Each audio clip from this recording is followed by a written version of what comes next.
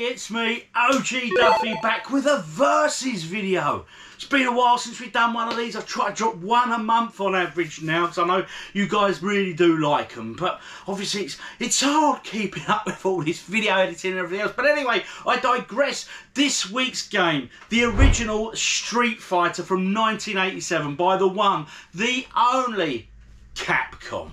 I do love me some Capcom. Now, this game, if it wasn't for this Street Fighter game, the very first one, we wouldn't have the genre that spawned from this. I do honestly believe, obviously you wouldn't have your Street Fighter 2 and the spin-offs from that. You wouldn't have your Mortal Kombats and that whole genre, Dead or Alive, loads of them, wouldn't there? There's just too many. Tekken, there's... Oh, we could go on and on and on. But I do believe if it wasn't for this, I don't think you'd have any of them. I don't think they would have spawned in the same way they did. Now this game, as I say, 87 from Capcom. Come out in two versions on the arcade. The first version had like only two buttons. One was a punch and one was a kick. And dependent on how hard you thumped the button, or how lightly you tapped the button, was how hard or light the kick or punch was. So quite unique in itself. Then there was the other cab, which had the typical 6-button layout, which we know so well. You know, your light, medium and hard kicks and punches buttons, so 3 for each. But for the historic value of it, we do have to remember, you know, if it weren't for that, honestly, I can't bang on enough about it. But we'll be looking at the home conversions for this. Very interesting. But firstly, we'll be looking at the PC Engine version. Then we'll be looking at the Amiga and the ST. Yes, they'll be going at it. And then the old classics. Yes, my friends, them 8-bit systems, the usual suspects, make a return. And they do not disappoint. Good and bad. Oh, mate. Let's just say, one word for you. Tier text. you know guys, you know. Anyway, we'll be looking at the Commodore 64. But with the Commodore 64 there were two versions. There was the US version and then there was the EU UK PAL version. Okay, and we'll be looking at them, both of those versions, because they are both very, very different. Let's just say tier techs are involved with one of them and not the other. And then we'll be looking at the ZX Spectrum and finally the Amstrad CPC. Play the arcade original first, take a look at what spawned this, and then we'll go and look at every single of them versions that I've just mentioned there, alright? And then at the end, do stick around, come back for my verdicts, because not only do I show you the gameplay here, I then go back and give you my honest opinion and review. And remember guys, as always, feel free to disagree with me in a nice way, of course, and drop in the comments your thoughts and memories about this. Anyway, let's get to the arcade one and see what the hype's all about. So here we go, guys. Street Fighter, Capcom 1987. This is the arcade original. Get some credits pumped in. Ryu versus Retsu. And we're off ski.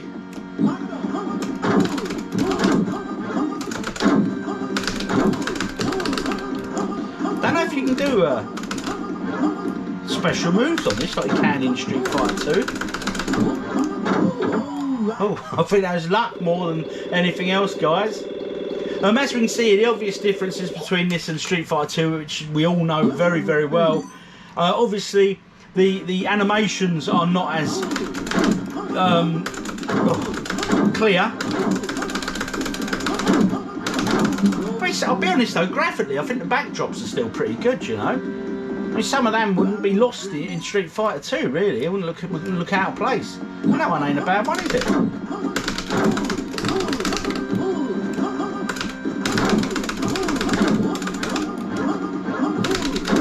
Come on. Yeah, we beat him. So it's exactly the same sort of format as Street Fighter 2, but obviously older. Very similar principles, these little cutscenes in between, and there's some bonus levels on this as well, I believe, if I recall. Let's go take a look at the PC Engine version first. Let's get the good stuff out of the way, because trust me, it don't get much better, guys. Here we go. We start off with the better conversions here, guys, and trust me, it doesn't get much better than this. This is the PC Engine version. It was on the TurboGrafx CD system, so of course the sound was very, very good indeed. As you can see, it's fairly accurate to the arcade conversion, played very well, and was very, very similar to the arcade version. But hey, you knew when I mentioned PC Engine near the start of this video that would be the case, because very rarely does PC Engine mess up a conversion. Now, very cleverly with this, the PC Engine controller only had 2 buttons, so obviously both buttons, one was assigned to kick, one was to punch. So how did they do it so you could punch light, punch hard, punch medium? Very cleverly, what they did, if you tap the punch button, it's a light punch, and if you held down the button, it made it a hard punch, and dependent on the length of time you held down either punch or kick determined how heavy the punch or kick would be. I thought that was very, very clever indeed. Now, like I say, that's as good as it gets really. We're off to the 16-bit home computers. Let's go look at the Amiga now. Here we go, the Amiga version. And I'll warn you now, tear text strike again. Poor animation, poor music. It winds you up, the music actually, no sound effects, but this music or the tune is just, it's more of a wind up than anything positive. As a screenshot in a magazine, this might have looked really good, you know, but that's as good as it got. It's just not for me, this one. Now the playability for this is also really bad. It's equally as shocking as the rest of it. So graphically, they might make it look great on a single screenshot for a magazine to help with the sales, but unfortunately that's as good as it got, honestly. Absolutely shocking. What can I say? Atari ST, see if that can do any better. This here is the ST version. It plays ever so slightly faster than the Amiga, but again, tear techs have struck here, and they live up to their lovely, great, really awful reputation that they've come to get with this channel. As with the Amiga, the same tune is really irritating, no sound effects, and again it just plays badly, you know. Tear techs really have got a lot to answer for back in the day. They messed up the Amiga version, they've messed up the Atari version. And the only problem I'm going to have here is judging these. It's going to be very, very difficult indeed. But don't get too comfortable, guys, because we're about to go look at the 8-bit systems. And yes, you know it, tear techs have struck again on the 8-bits too. Oh dear. So, kicking off the 8-bit conversions now. We kick off with the ZX Spectrum version. Right. It was bad, okay, I'm not going to gloss it up in any other way. There is no music with this. There's the dodgy, scratchy effects noise, that crunch noise that we get with so many Spectrum games. And, I mean, bear in mind, it sort of played quite fast and everything else, but the controls were awful, the game was awful, and, well, let's be honest, will we expect anything else? Because we know who was capable of producing such a great, awful conversion. Yes, tear techs have struck again, my friends. Oh dear, what can I say? Let's go see if the Amstrad had any improvement on this. And here we go. This here is the Amstrad version. Again, tear techs were involved in this, which is a real shame, isn't it? I'm really growing to hate that company. Anyway, very similar to the Spectrum version, probably not as faster, but tear techs treated us all, really. They gave us some colours. Look at these lovely colours they gave us using that lovely bright colour palette of the Amstrad CPC. Oh dear, I'm losing the will to live with this one. I really am. So unfortunately, it doesn't play at all well. Again, no music, just them dodgy crunch sounds. I don't really know what else to say. I'm fast running out of words for this. Let's go take a look at the Commodore 64, of which there are 2 versions. So let's hold out a little bit of hope now. This is the first Commodore 64 version we're looking at, and it's the UK sort of EU release. Yes, it looks absolutely awful, doesn't it? Look at the colour of the skin. It just blends into the gates and a woodwork in the backgrounds there.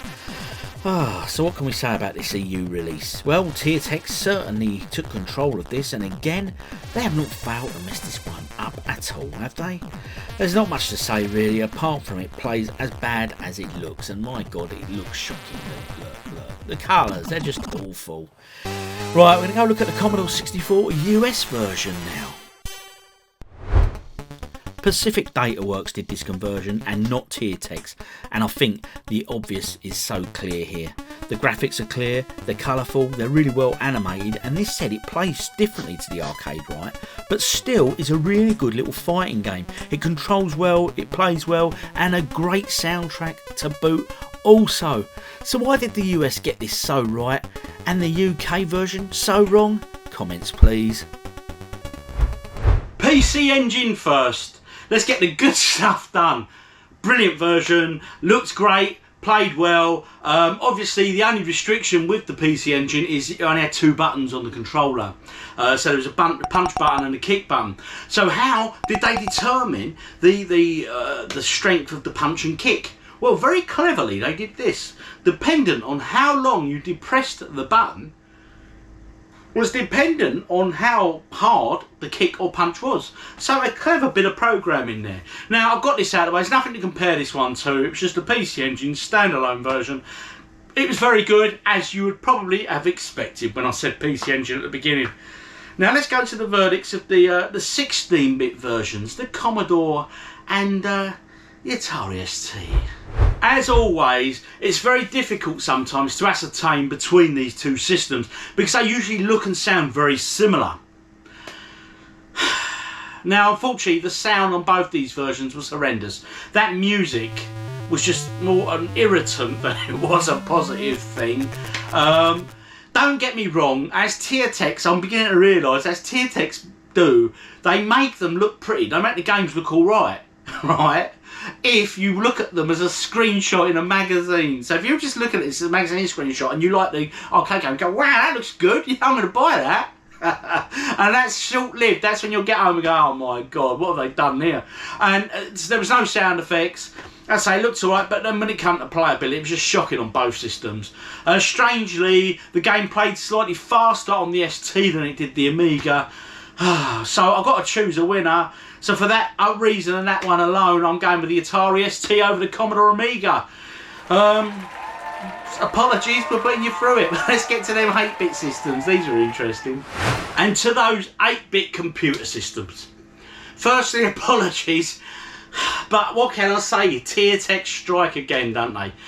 There's 4 versions because we looked at the US version as well, okay, which again was on the Commodore 64. So the Commodore 64 gets 2 entrants on this time out on this versus video. In 4th place, it goes to the Commodore 64, the EU UK PAL release. What can I say? Honestly, it was just shockingly bad, wasn't it? It really was awful. And I'm sorry you guys had to look at that. Which begs the question, really, why were we mugged off so much back in the day? I mean, we were young, we were naive, video games were in their infancy, I get that, you know, but my god, we had to put up with some shocking conversions, we really did, and this being one of them. In the next position, it goes to, in 3rd out of 4th, I'm giving it to the Sinclair ZX Spectrum. Again, Tiertex. Them guys at Tiertex strike again. Yes, and unfortunately it was just only slightly better than the Commodore 64 UK version. I mean, don't get me wrong, they had a go with the graphics, didn't they? Bless them, they had a try, but this ain't about effort, guys, this is about pulling it off, so sorry. And in 2nd position, I go to the Amstrad CPC. Now the Amstrad version was very similar to the Spectrum, but it had some colour splashed in there, and they treated us with some colour. Then guys at Tiertex know how to spoil an Amstrad owner, I can tell you, and they certainly did with this. Oh, I know, let's give them some colour on there. Oh, mate, thank you Tiertex for what? I'm not quite sure. So obviously, the winner is, of course, the Commodore 64 US version. Of course it is. Now it's done by a company called DataWorks, I think, or something not dissimilar. So the word tier text went nowhere near them US shores. They were like, nah, I'm sorry mate, we ain't you touching our version of this. So it's done by a different company completely, and it shows. It looked nice, it played well, the controls were good, and the sound was decent as well, you know. And not just that, it didn't play accurately to the arcade version. I get that. But as a standalone fighting game on the Commodore 64, it was rather good and very playable and half decent. Now, one of you will know the answer to this, so drop it in the comments, and if you don't, I'm sure Ian Metcalf will do, because he knows his 8-bit stuff. With this, I do believe that if you bought the UK version, on the flip side of the cassette, to load it, you got the US version as well. Now, am I right in thinking that was only on the budget label when it got released later on the budget? Or did they do that on the actual proper official release in the UK? Because if so, you wouldn't have felt so robbed, would you? You'd just never have played the tier text side. Ever. Ever. Now, anyway, guys, as always, hit that subscribe button, hit the follow, do all that great stuff, and your comments and your memories, please, of this game. Am I right in saying if it wasn't for this, we wouldn't have your Mortal Kombats and all them sort of games? That whole genre would have passed us by. What do you think? Let me know in the comments, guys. And your thoughts and your memories of this game. Do you remember this? Did you own it? And if so, which version did you own? Oh, mate, it's just a shocker, isn't it? Although, I have to admit, as shocking as some of these conversions are, I really am enjoying looking at how bad some of these tier text conversions were. Honestly, they're really good fun, these versus videos. I should do them more often, but like I say, they take a bit more work than the other stuff, guys. So, unfortunately, we'll try and get one out once a month. Anyway, I've been OGDuffy, you've been awesome as always. And this beer is to toast, I would toast tier text, but they're not worthy. It's to toast Capcom on bringing us such a brilliant game genre.